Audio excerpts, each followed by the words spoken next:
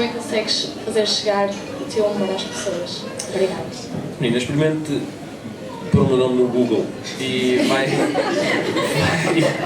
apanhar 2 ou 3 pessoas que discordam da primeira afirmação que fez, de que eu consigo fazer rir toda a gente. É por isso que eu proíbo as minhas filhas de pesquisarem o meu nome no Google.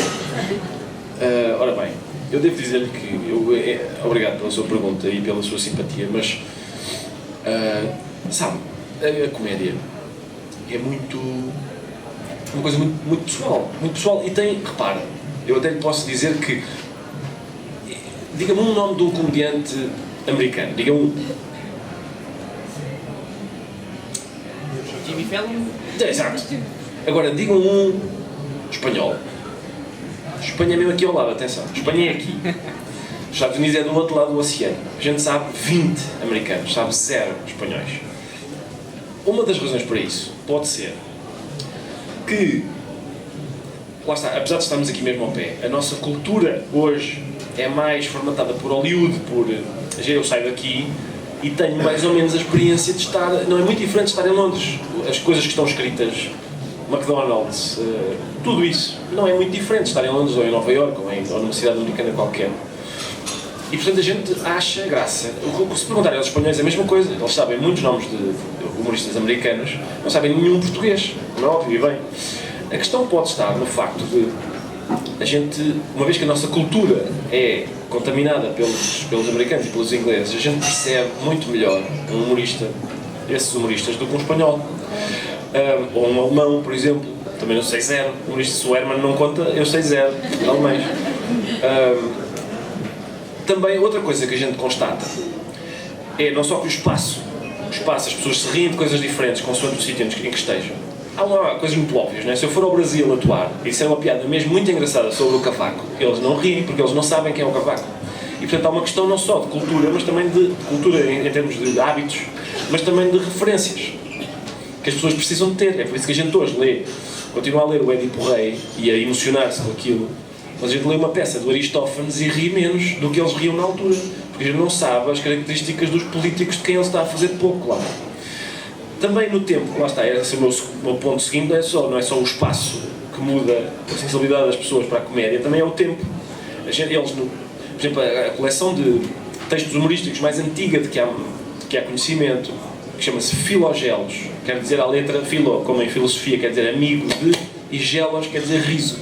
Portanto, é o amigo do riso. São 200 histórias pequeninas. Algumas são engraçadas, ainda hoje. Como, por exemplo, a história de um homem que vai falar com o homem que lhe vendeu o escravo ontem. E diz, olha, o escravo que você me vendeu ontem morreu, pá. E o mercador diz que isso é curiosíssimo, porque ele comigo nunca fez isso. E a gente ainda hoje tem simpatia por essa piada. E até é possível encontrar um eco dessa piada num sketch que é, olha, o papagaio que você me vendeu ontem está morto. Norwegian Blue, lovely plumage. Mas portanto, há piadas com as quais a gente se relaciona. Há umas que a gente não acha graça de todo. Há umas que eles achavam uma delícia. Por exemplo, tudo o que fosse sobre eunucos. No Filogelos era êxito. Eunucos. Há uma em especial que eu gosto sempre de contar, que é a história do eunuco. Sabe o que é o eunuco, evidentemente, não é? Portanto, eles cortam uma parte essencial do corpo do homem.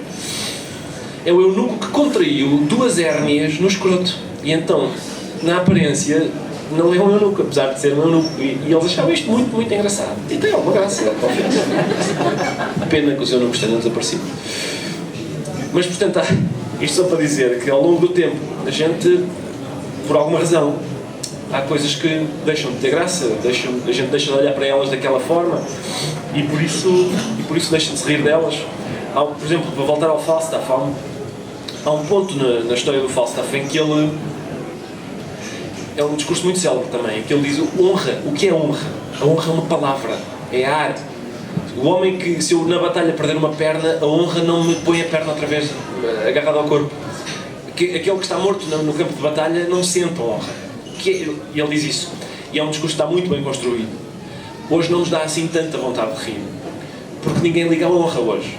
Mas no tempo em que aquelas palavras foram escritas, se calhar a honra era das coisas mais importantes que as pessoas tinham, por isso aquilo era um absoluto tabu, ele dizer que a honra não era mais do que ar. E devia ser hilariante. Nós já não achamos assim tanta graça.